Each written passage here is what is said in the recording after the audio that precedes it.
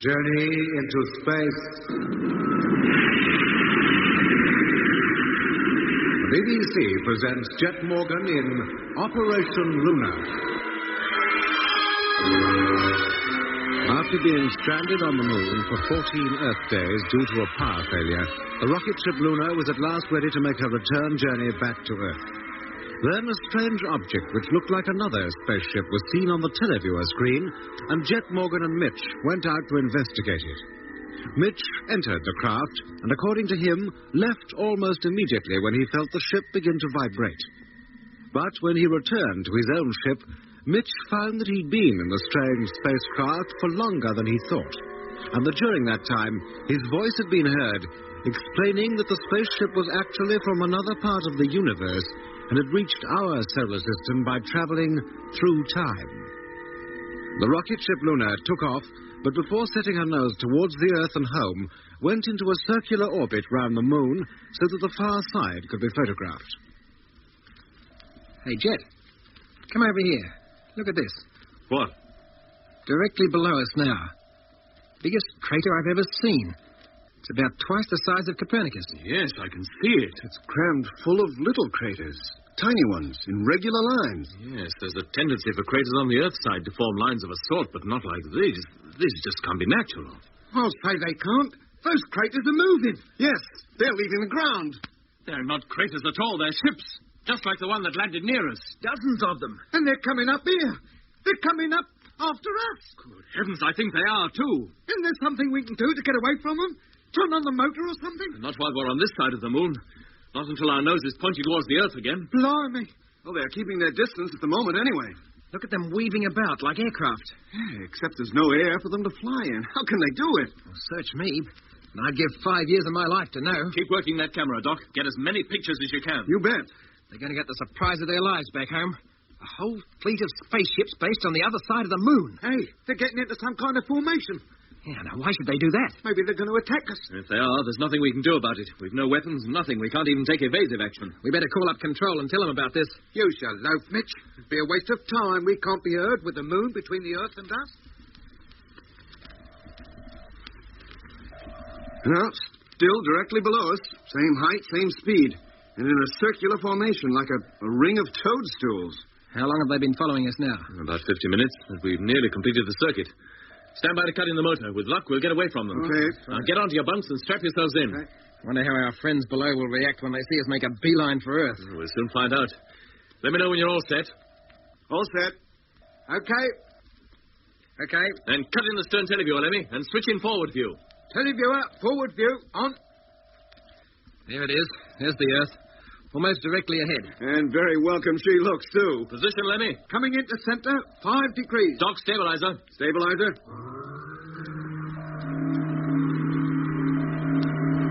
4 degrees. Mitch, motor. Standing by. 3 degrees. Stand by for firing. 2. Firing imminent. 1. Contact.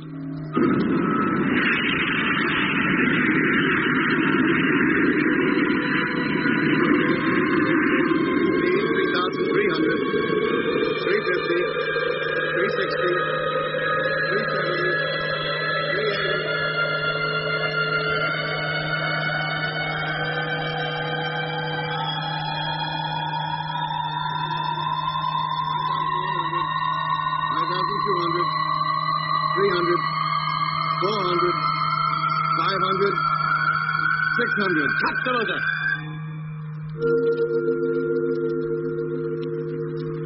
Earth, now dead center. Course correct. Cut the stabilizer, Doc. Stabilizer cut. Well, that's that. On course, correct velocity, and we're heading for home. Unfasten your safety straps. Get back to your station. And we'll see just what our escort made of that little maneuver. Stern televiewer on. Are they still there, Mitch? Can't see them. Good. We must have left them miles behind. Wait a minute. I can see them. There. Those tiny black dots against the bright moon surface. Yes. They're still in that strange formation. Mitch, you haven't checked the motor or the fuel supply. Sorry, Jet. I'll do it right away. Now, Doc, where are they? There. See them? Yes. Say, wait a minute. They're not below us anymore. They're flying at the same height as we are. Yes, I think they are. How do you account for that? They must be following us. Hello, Earth. Rocket ship Luna calling home. Over. And they're gaining on us, too. They're getting bigger every second. Motor and fuel tanks okay? Plenty of reserve fuel left. Oodles of it. Mitch, those ships, whatever they are, they're following us now and gaining on us. What? Well, look at them. They're getting closer all the time. Hello, Earth. Rocket ship Luna calling control. Calling control. Come in, please. Yes, they're following us all right. What are they up to? What's the idea? Well, maybe they're just curious, want to take a closer look at us. Either that or they are planning an attack. Lemmy, have you got control yet? Now, give us a chance. Hello, Earth. Rocket What ship good will Luna contacting base do? control. For us, Come in, probably please. very little. Hello, But at least Earth. we ought to tell Earth to Rocket warn ship them. Luna Let future calling crews know what to control. expect out here. Come in, Hey, please. listen. Huh? Well, can't you hear it? Jet, that noise. It's here again. Yes. Jet, can't you hear it? Yes, Lemmy, I can, but get control for heaven's sake. I can't. It's that blinking music. Hello. Hello, Earth. This is Rocket Ship Luna calling control. It's getting louder. They're still coming, getting closer. That's why it gets louder. That noise must come from them. Hello, Earth. Hello. Good grief. What is it, Doc? They must be going to ram us. The whole lot of them. What? Yes, they must be. They haven't changed their line of flight one iota. They're coming straight at us. They wouldn't dare. They'd do as much harm to themselves as they would to us. Even if they're remote controlled? That is a point. Well, they're getting pretty close. Jet, Huh? do you feel anything? Feel anything? What? Gravity's returning to the ship. Oh, it's impossible. It is, I tell you. They're almost on us. Control. This is Luna. Come in, please. Emergency. I can feel the gravity pull. So can I. Now. It's beginning to get difficult to stand up. Jet, what's happening? The ships, they're here. They must be all around us. Get onto your bunk. Lie flat. Lie flat. I can't. I can't make it. Lie where you are on the floor. Hello, Earth. Hello. Get down. Everybody, lie down.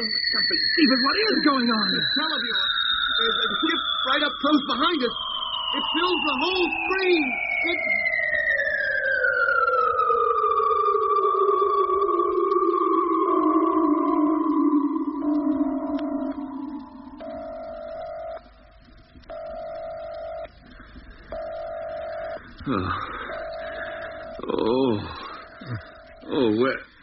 What happened? Doc. Mitch, Lemmy, can you hear me? Yeah, I can, Jet. What happened to us, Mitch? I don't know. Oh, how do you feel? Oh, crook. Real crook. Yeah, me too, but the pressure seems to have gone now. I blacked out. Yeah, so did I think. Doc, Lemmy, you all right? Lemmy, can you hear me? They're out, Jet. Flat out. Unconscious. Hey, can you get up? I think so. Oh, there. Oh. Lemmy's waking up. Lemmy, Oh. are you all right? Are you hurt? Oh, Jet, leave me alone. Oh, I feel shocking. We all do. The ship must have accelerated. I don't know how, but that's all I can think of. Hey, Jet, Doc's coming round. How you feeling, Doc? Doc, you all right? Look, we better get him onto his bunk. Help me lift him. Oh, I feel like I don't care if I die. Get onto your bunk too, Lemmy. Don't lie there on the floor. Yes, Jet. If you're feeling up to it, Lemmy, you might give us a hand with Doc. Yes, Mitch. Hold on. I'm coming. Just stay put until you feel better. Thanks. You feeling better, Lemmy? Yes, a bit. Then stay with him. As soon as you can, try to raise control. Right. Come on, Mitch. See if we can find out what happened to us. We'll take a look at the televiewer first. See if those things are still out there. It's true. What's the matter with it? It's gone crazy. The tube must have gone. No, Mitch, I don't think it's that. Then what is it? Why don't we get a clear picture? Why doesn't it keep still? It is a clear picture. Huh? Those points of light traveling from the top of the frame to the bottom are stars. Stars? Yes, Mitch. The ship is spinning, turning head over heels. If it wasn't for the stars flashing past us on the screen, we'd never have known. But how did that happen? What set her off? I don't know. But we've got to steady her, get her back onto an even keel. We'll never find our position or anything else unless we do. We can use the flywheels as counteraction. Yes, but they're so small it'll take a long time before we're steady again. What do we care, so long as we can stop her turning over like this? Well, put in number 1 for a start. Yes, all right, Jet. Then switch her on. Number 1.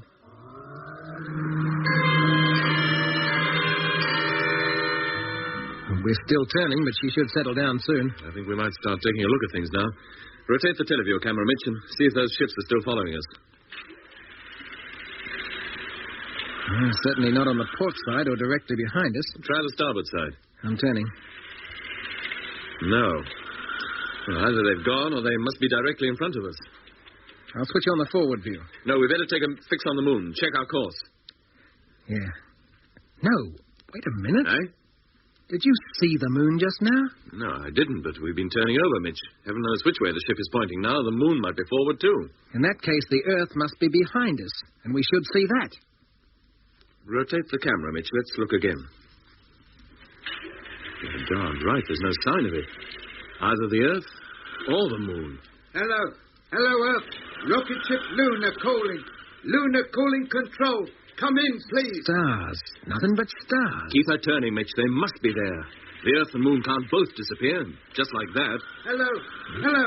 Luna calling Earth. Rocket ship Luna calling Wongawalla. Come in, please. Come in. It's no good, Jet. They're not there. Oh, there must be an explanation. I know. Somehow or other, we must have got back to the far side of the moon, with our stern pointing away from it. If we switch on the forward view, we'll see the moon all right, and the Earth behind it. Hello. Hello. Are you receiving us? Wongawalla, come in, please. We need your help. Well, there's the forward view. Not a sign. Rotate the thing, Mitch. They can't be in line with the camera. Hey, Jet. What is it, Lemmy? I can't raise a sausage. Absolutely nothing. Not on any band. You sure the set's working all right? As far as I can tell, but I can't pick up a thing, not on any frequency. It's like every transmitter back on Earth is packed in. Oh, don't be ridiculous. You must be able to get something. Keep trying. Well, if you say so. Any sign yet, Mitch? No, and I've gone almost right round. There you are. A full turn. Nothing. This is fantastic.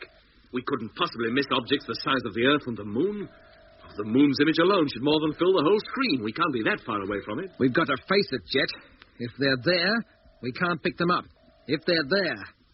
Something must be wrong with the televiewer. Then why did we see the stars? It's no good, Jet. I can't raise a thing. Not a single living soul. Jet, Yes, Doc? what's the trouble? No, we don't know. Lemmy says the radio's working, but he can't pick up anybody. To all appearances, the televiewer's working, but we can't pick up the moon or the Earth. And we've searched every possible direction. We see nothing but stars. No sign of the ships? No, not a sign. Well, that's something. But we must be way off course. Oh, that's putting it mildly. We'd have to be thousands of miles off course for this to happen. The televiewer must have gone wrong. Well, there's only one way to be sure of that. Go out there and look with our own eyes. That's all we can do. Then let's get our suits on and go. This has got to be solved, and quick. We've got no time to waste. Look, I'll work the airlock for you. Not if you don't feel up to it, Doc. No. Lemmy can do it. No, I'll do it. It's more important that he stays with the radio. Very well. Give us a couple of minutes to get the suits on. Hello. Rocket ship Luna calling. Rocket ship Luna calling control. Wongawalla, Australia.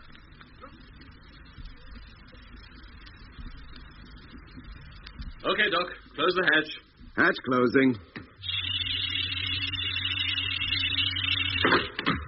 Now fastening helmet. Over to intercom. Helmet fastened. Right to you. Somebody please come in, wherever you are. All right, exhaust the airlock. Exhausting airlock. I don't care if you don't speak English. Suit inflating. Suit inflating.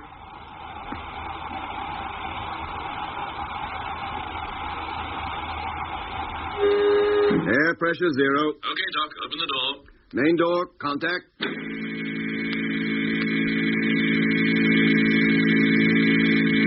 Now leaving ship. Check. Fastening safety line. Now walking up side of ship. Now fastening safety line. Walking up side of ship behind jet. Can you see the Earth or the moon? Not yet. Haven't got high enough to get a good view, but I'm nearly there. Now. Well? Not a sign. Can you see them, Mitch? Jet, they're not there. Then they must be underneath the ship. You can't see them because the ship's in the way. No, Doc. Not a hope, I'm afraid. Well, then what's the explanation? I don't know. It's almost as though we'd left the entire solar system altogether. Left it behind and got completely out of sight of it in a few minutes, but that's just not possible. I'm not so sure that it isn't. How do you mean, Mitch? Jet, look at the stars. Line them up with a part of the ship. Well? Don't you see? They're slowly, very slowly moving past. What? Try it for yourself. Go on, try it. Yes, they are. Very, very slowly, but they're moving. We must be traveling at a tremendous speed. A fantastic speed. That's why there's no sign of the Earth or Moon. We left them way behind. I can't believe it. It's too incredible to grasp. Well, let's get back into the ship, Mitch. This whole thing might be a hallucination. Hallucination? Look, there. See that? Oh, a yellow star. Near enough to show up as a disk. Did you see anything like that on the way out from Earth? We couldn't expect to. We can't get anywhere near that close to a star, even the nearest star. Can't we? Well, that darn thing's close enough, isn't it? Good heavens! The sun! The sun? Of course! And we're traveling away from it. That's why Lemmy can't pick up anything on the radio. We're out of range. It's easy, Chet. It might not be the sun. We don't know. Hello, Doc? Yes. We're coming back into the ship. It must be a dream. All a dream. We'll wake up soon. We've got to.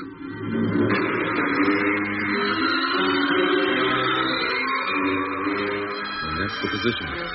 There's no sign of the moon, the Earth, the sun, Mars, no sign of the solar system at all. But unless we find it and get back to it, we're done for. One of those stars out there must be the sun. And how do we find out which? Well, by the constellations. Yes, that's it. If we could recognize a few star groups, we might deduce our position from them, and that would... Oh, not a hope, Lemmy. Look at the screen. Look at the stars drifting by. Thousands of them. Can you pick any given constellation out of that lot? Well, I can't know, but I'm only the radio operator.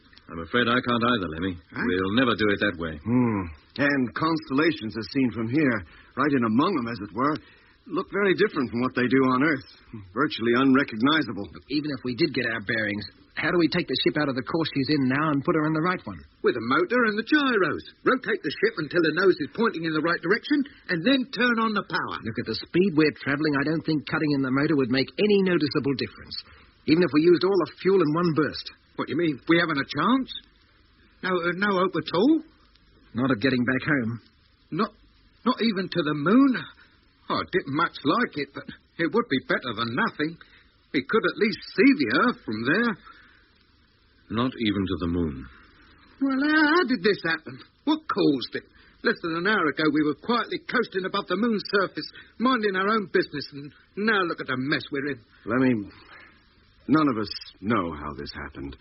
All we do know is that those ships had something to do with it. Somehow, they've managed to increase our speed, carry us faster and further than man has ever dreamed he could go. Then where are those perishing ships? Where do they show themselves? Where are they taking us? We don't know that they're taking us anywhere. Here. Wait a minute. They said they came from the other side of the universe, didn't they? Well, maybe that's where we're going. Seems that in one go, they swept us right out of our little solar system and smack into the middle of eternity. Yeah, but where is eternity? We must be going somewhere. Lemmy, the universe is vast. You know that. It's on the cards that we'll never land up anywhere. Aye? I mean it. Ah, but that's impossible. Just take a look at those stars out there. Even if we just go drifting hopelessly on, we're bound to meet up with one of them in the end. Every one of those stars is 1,000,000 times bigger than this ship. They've been drifting out here in space for millions and millions of years. And in all that time, only an infinitesimal number, if that, have ever actually collided. So what are our chances, Lemmy? Millions of years, you say? Yes. How much oxygen we got? Enough for a little more than 4.5 days. Silly, isn't it? You could look at it that way. But them ships or whatever they were, they told us through Mitch that there was thousands of planetary systems in the universe, all teeming with life. There probably are. Well, if we can leave our own in such a hurry, and it likely we're liable to meet up with another just as quick. Maybe the very one those ships come from themselves. We might at that. We might do anything. We just don't know. All we do know is that we're somewhere out in space. Probably zooming through the Milky Way at a speed something approaching that of light. But look, even if we did come across another solar system, what are the chances of its planets being suitable for us to land on? And, assuming they are, what are the chances of our being able to survive on them? Not much. Aye? Well, why should there be? Take our own planetary system. Of the 9 known planets, not counting the asteroids, the only one, so far as we know, supporting any life is our Earth. Well, what about the others? Well, Mercury's so near the sun, the temperature is high enough to keep lead in a molten state. Could anything live in that? Oh, I shouldn't think so. Venus, whose surface no man has ever glimpsed, is so hot that even if her atmosphere contained enough oxygen, which it doesn't, life would be virtually impossible. Oh. Mars, with its thin atmosphere, may support some kind of plant life, but life in Jupiter, Saturn, or any of the other planets would be frozen solid. It just couldn't exist. So what are our chances of finding just one planet in thousands, presumably millions, out here that could support life? Always supposing we're alive when we reach it. Well, if you ask me, this trip has turned out to be a dead loss all round. But other planets in other planetary systems don't have to be like ours, do they? No, they don't. They could be of many kinds. What, for instance? Well, some might well still be in a molten state, in the first stage of their development. Others could have long since gone right through their life cycle and now be dead, barren, lifeless, like the moon. Yes. Some might well be enclosed in poisonous atmosphere. Or others have no atmosphere at all. Or be so large and the gravity pull so strong, we couldn't even stand up. Some so small we could jump 50 feet in the air at every step. You know, others might be much like the Earth, but have no water, and there can't be any life without water. Some might have their surfaces entirely covered in water, just as the Earth would be if all the land areas suddenly subsided and disappeared under the oceans. A planet entirely covered with water. It's not impossible, Mitch. Well, anyway, there'd be no point in landing there. I can't swim. On top of that, you must remember that we are equipped only for moon or Earth landings. Landing anywhere else might need a completely different approach, different methods, different kinds of equipment. Not very encouraging, is it? I'm afraid we've all got to face up to it. We're helpless. Absolutely helpless. No idea where we are, what direction we're traveling in, and even if we knew, powerless to exert any kind of control, whatever, over the ship. I'd sit down and make me will, but there'd be nobody to read it. To think that our attempt to conquer such a small part of the universe should have resulted in this. An endless journey through eternity. Yeah, this is what comes of meddling with things we don't understand. We should have stayed home, where life was worth living. Well, there's no use in crying over it now. We have to do something, if only to keep our reason. You're the captain of the ship, Jet. Anything you say? Well, for a start, we'll carry out normal routine. Check the equipment, call up base on the radio. What good would that do? According to you, there's no radio wave could leave Earth fast enough to catch us up. There's no sense in sitting back and brooding over the position. The only things we can do are those we've been doing in connection with the ship's routine, and we'll carry on that way until we... Let me get to the radio. Yes, Jack. Mitch, check the motor, fuel gauges. Yes, right, Jet. I'll check the radar and keep teleview watch for the next hour. Doc? Yeah? You'll keep a log, just as you did during the long wait on the moon. Yeah, sure. Get started. And let's have no more talk about solar systems, planets, or anything else unless it's going to help the situation.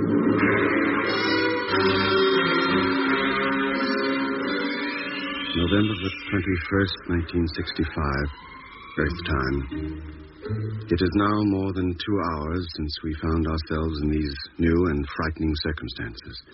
How we got here, what really caused it, we shall probably never know.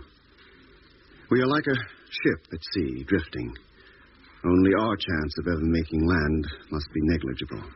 For we are adrift in space, maybe destined to wander around the universe forever, helplessly, hopelessly. A tiny speck of humanity, lost in a vast nothingness. Everybody goes about his normal duties as though we were coasting back to Earth from the moon. As indeed, but for this fantastic, stupendous trick of fate, we would be. Mitch periodically checks the motor, fuel tanks, oxygen supply, and air conditioner. Lemmy stays at the radio, trying and hoping to get some kind of contact with somebody, somewhere. Jet remains at the televiewer, transfixed, hoping that, in spite of everything, something will appear on it which will give us some hope.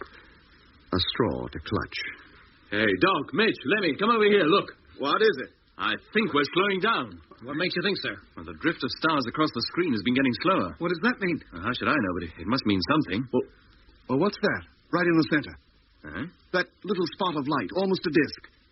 Where? There, see it? Yes, I can. Right smack in the middle. The ship's nose must be pointing straight at it. It's not quite a disk. It's more like the moon when it's nearly full. Wouldn't be the moon, would it? And if it was, we'd see the Earth, too. Oh. If it's shining by reflected light, the star, its sun, must be to the left of it. Rotate the camera, Jet. See if you can find it. There it is.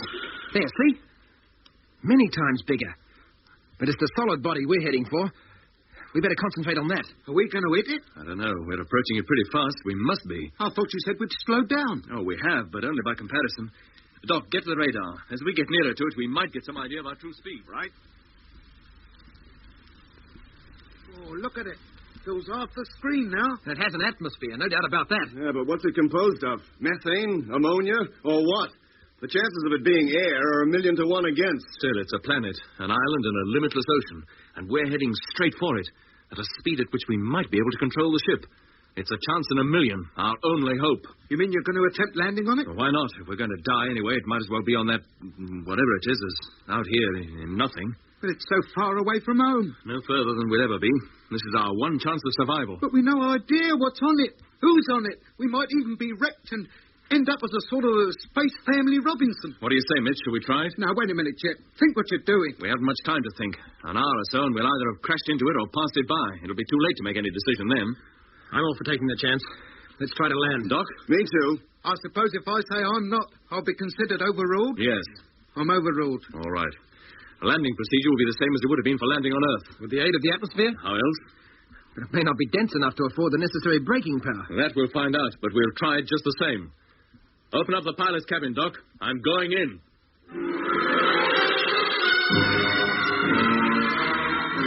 You've been listening to Episode 6 of Journey into Space with Andrew Folds as Jet Morgan, Alfie Bass as Lemmy, Guy Kingsley Pointer as Doc, and David Williams as Mitch.